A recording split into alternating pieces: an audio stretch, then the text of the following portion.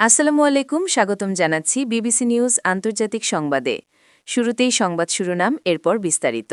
পাকিস্তানে পৃথক বোমা বিস্ফোরণে ৮ পুলিশ নিহত। বাংলাদেশ থেকে উড়ে যাওয়া বেলুন নিয়ে ভারতে তোলপাড়। তেল রপ্তানিতে বিশ্বের শীর্ষ যে ৫ দেশ। শিগগির স্বাভাবিক হচ্ছে ইরানের ইন্টারনেট।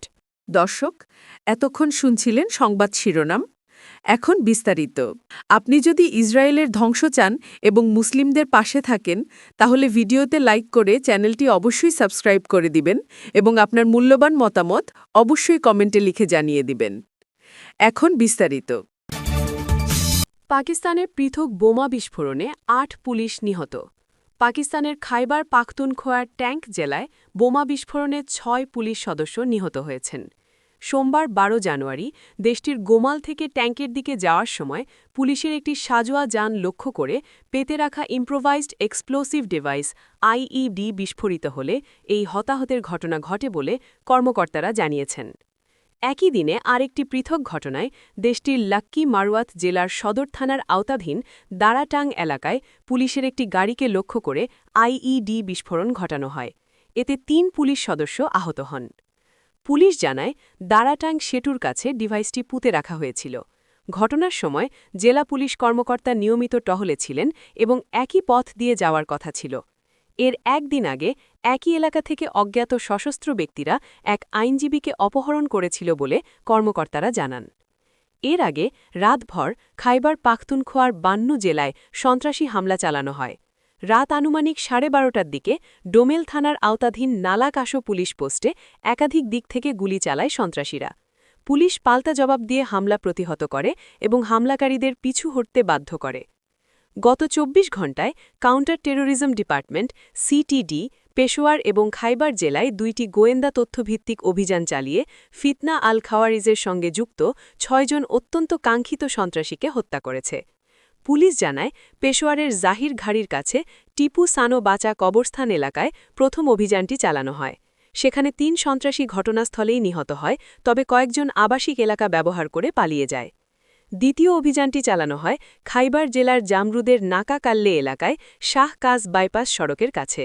সেখানে সন্ত্রাসীরা পুলিশের উপর সমন্বিত হামলার প্রস্তুতি নিচ্ছিল বলে জানায় সিটিডি। অভিযানে আরও ৩ সন্ত্রাসী নিহত হয়। ২০২১ সালের আগস্টে আফগানিস্তানে তালেবান ক্ষমতায় ফেরার পর পাকিস্তানের সন্ত্রাসী হামলার সংখ্যা উল্লেখযোগ্যভাবে বেড়েছে। বাংলাদেশ থেকে উড়ে যাওয়া বেলুন নিয়ে ভারতে তোলপাড়। ভারতের উত্তর পূর্বাঞ্চলীয় রাজ্য আসামের কাছাড় জেলায় আকাশ থেকে নেমে আসা একটি গ্যাস বেলুন ঘিরে ব্যাপক আতঙ্ক ছড়িয়ে পড়েছে। সোমবার রাজ্যের কাছাড় জেলার একটি মাঠে গ্যাস বেলুনটি দেখা যায়।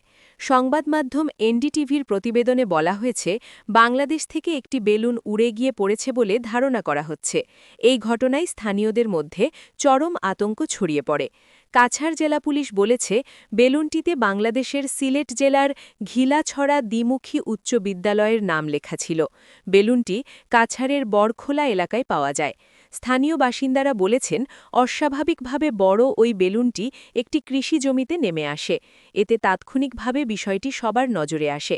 বেলুনটি দেখে আতঙ্কিত হয়ে গ্রামবাসীরা প্রথমে ভিলেজ ডিফেন্স পার্টিকে ভিডিপিকে খবর দেন। পরে ভিডিপির সদস্যরা পুলিশকে খবর দেন।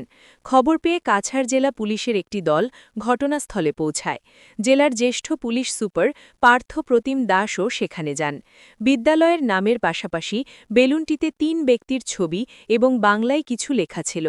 কিভাবে বেলুনটি আন্তর্জাতিক সীমান্ত অতিক্রম করে কাছাড় জেলায় পৌঁছেছে এবং এর সঙ্গে নিরাপত্তা সংশ্লিষ্ট উদ্বেগজনক কোনো বিষয় রয়েছে কিনা তা জানতে ইতোমধ্যে তদন্ত শুরু করেছে পুলিশ। তেল রপ্তানিতে বিশ্বের শীর্ষ যে ৫ দেশ। বিশ্ব অর্থনীতি ও ভূ-রাজনীতিতে জ্বালানি তেল একটি গুরুত্বপূর্ণ চালিকা শক্তি। ব্ল্যাক গোল্ড নামে পরিচিত এই সম্পদকে কেন্দ্র করেই চলছে আন্তর্জাতিক অস্থিরতা। সাম্প্রতিক কয়েক বছরের পরিসংখ্যান বিশ্লেষণ করলে দেখা যায়, তেল রপ্তানিতে শীর্ষ অবস্থান ধরে রাখতে দেশগুলোর মধ্যে তীব্র প্রতিযোগিতা চলছে। ওয়ার্ল্ড পপুলেশন রিভিউ ও ইনভেস্টোপিডিয়ার তথ্য অনুযায়ী যুদ্ধ, আন্তর্জাতিক নিষেধাজ্ঞা এবং আধুনিক প্রযুক্তির ব্যবহারের কারণে বৈশ্বিক তেল বাণিজ্যে নতুন সমীকরণ তৈরি হয়েছে। রপ্তানির পরিমাণ ও আয়ের ভিত্তিতে বর্তমানে বিশ্বের শীর্ষ ৫টি তেল রপ্তানিকারক দেশ হল সৌদি আরব, তেল রপ্তানিতে বরাবরের মতোই শীর্ষস্থানে রয়েছে সৌদি আরব। বিশ্বের মোট প্রমাণিত তেল মজুদের প্রায় 17% দেশটির দখলে। ওয়ার্ল্ড পপুলেশন রিভিউয়ের 2024 সালের তথ্য অনুযায়ী সৌদি আরব প্রতিদিন গড়ে প্রায় 6 মিলিয়ন ব্যারেল তেল রপ্তানি করে।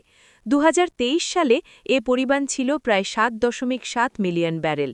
ইউএস এনার্জি ইনফরমেশন অ্যাডমিনিস্ট্রেশনের তথ্য অনুযায়ী ওই বছর দেশটি দৈনিক 11.13 মিলিয়ন ব্যারেল তেল উৎপাদন করেছে। রাশিয়া দ্বিতীয় অবস্থানে রয়েছে রাশিয়া। ইউক্রেন যুদ্ধের জেরে নানা নিষেধাজ্ঞার মুখে পড়লেও বিশাল তেল মজুদের কারণে দেশটি বিশ্ববাজারে নিজের অবস্থান ধরে রেখেছে। 2024 সালে রাশিয়া প্রতিদিন গড়ে প্রায় 4.5 মিলিয়ন ব্যারেল তেল রপ্তানি করেছে। পশ্চিমা দেশগুলোর পরিবর্তে এখন তাদের প্রধান রপ্তানি গন্তব্য এশিয়া, বিশেষ করে চীন ও ভারত।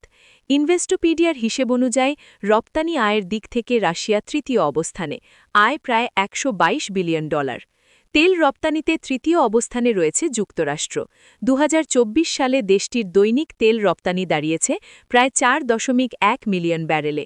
ইনভেস্টোপিডিয়ার তথ্য অনুযায়ী 2023 সালে যুক্তরাষ্ট্রের তেল রপ্তানি আয় ছিল প্রায় $125 বিলিয়ন। ইউরোপীয় বাজারে রাশিয়ার জায়গা পূরণ করায় যুক্তরাষ্ট্র তেল রপ্তানিতে উল্লেখযোগ্য অগ্রগতি অর্জন করেছে বলে মনে করছেন বিশ্লেষকরা। শিগগির স্বাভাবিক হচ্ছে ইরানের ইন্টারনেট।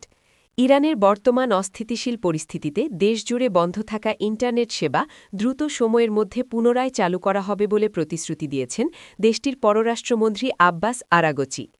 আল জাজিরার বরাতে জানা গেছে, সোমবার 12 জানুয়ারি তিনি জানান, সরকার ইন্টারনেট পুনরুদ্ধারের বিষয়ে সংশ্লিষ্ট নিরাপত্তা সংস্থাগুলোর সঙ্গে নিবিড়ভাবে কাজ করছে। তিনি আরও নিশ্চিত করেন যে দ্রুতই বিভিন্ন বিদেশি দূতাবাস এবং সরকারি মন্ত্রণালয়গুলোর সঙ্গে ডিজিটাল সংযোগ পুনঃস্থাপন করা হবে। উল্লেখ্য, ইরানে চলমান সরকারবিরোধী আন্দোলন দমনে গত 4 দিন ধরে দেশটিতে ইন্টারনেট সেবা সম্পূর্ণ বিচ্ছিন্ন রাখা হয়েছে।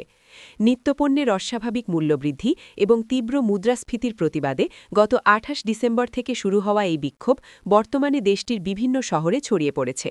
মানবাধিকার সংগঠনগুলোর দাবি, এই আন্দোলনে এখন পর্যন্ত 5 শতাধিক মানুষ নিহত এবং কয়েক হাজার বিক্ষোভকারীকে গ্রেফতার করা হয়েছে, যদিও ইরান সরকার এখনও হতাহতের কোনো আনুষ্ঠানিক পরিসংখ্যান দেয়নি। এদিকে ইরানিদের ইন্টারনেট সুবিধা দিতে বিকল্প ব্যবস্থার কথা ভাবছে যুক্তরাষ্ট্র। মার্কিন প্রেসিডেন্ট ডোনাল্ড ট্রাম্প জানিয়েছেন, ইরানে স্যাটেলাইট ভিত্তিক ইন্টারনেট সেবা স্টারলিংক চালু করার বিষয়ে তিনি স্পেসএক্স প্রধান ইলন মাস্কের সঙ্গে আলোচনা করতে পারেন। ট্রাম্প ইলন মাস্কের দক্ষতার প্রশংসা করে বলেন, বর্তমান পরিস্থিতিতে স্টারলিংক একটি কার্যকর সমাধান হতে পারে। এর আগে 2022 সালেও মাহসা আমিনের মৃত্যুকে কেন্দ্র করে সৃষ্ট বিক্ষোভের সময় বাইডেন প্রশাসনের সহযোগিতায় ইরানিদের জন্য স্টারলিংক সেবা চালুর উদ্যোগ নিয়েছিলেন মাস্ক।